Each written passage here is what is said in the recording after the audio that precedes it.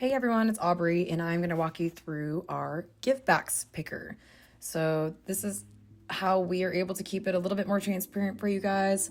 And I'm going to walk you through the steps that we take each 2 weeks to put the new data set in to choose 5 new GIVbacks winners.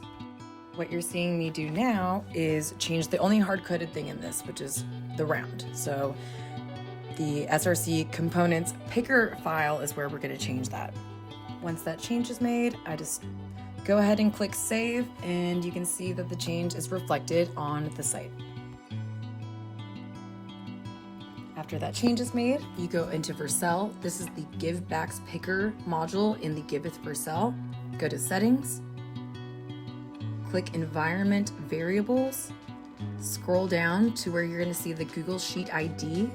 This is the only thing you change every other 2 weeks. We're going to go ahead and edit that.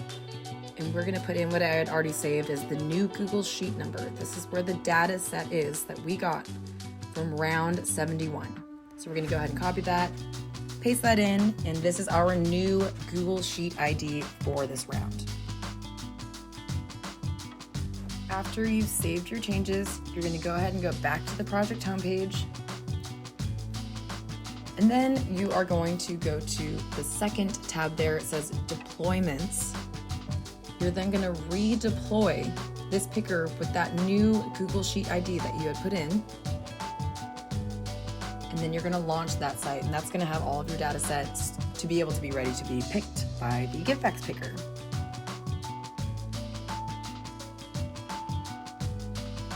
Now, unfortunately, due to some technical difficulties, of course, on our first round of our video, but I was not able to keep a continuous stream of the actual pickers, but I did get screenshots of these winners, and I do want to walk through the next steps of what happens.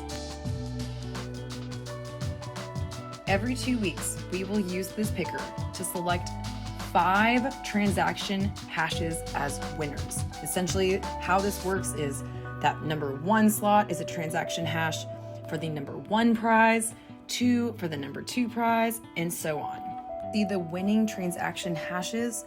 We then have to go and take these and check for recircs, or basically if the projects kind of won by using donated funds that were recirculated through other types of kind of similar in-house into Giveth donations.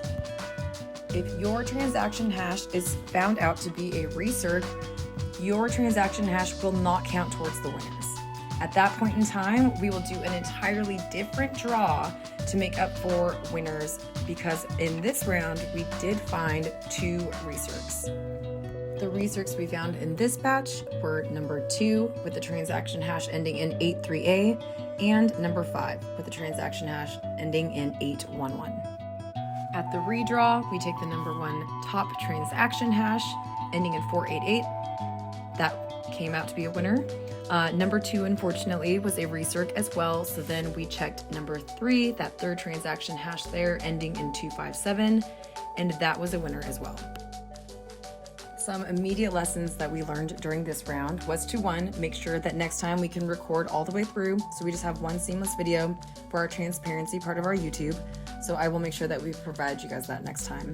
I think the second biggest lesson would be that since we do have to check for recircs, potentially we might be able to change the code so that instead of it displaying 5 winners, maybe it displays something like 10, and that we can just keep going down the line in that order.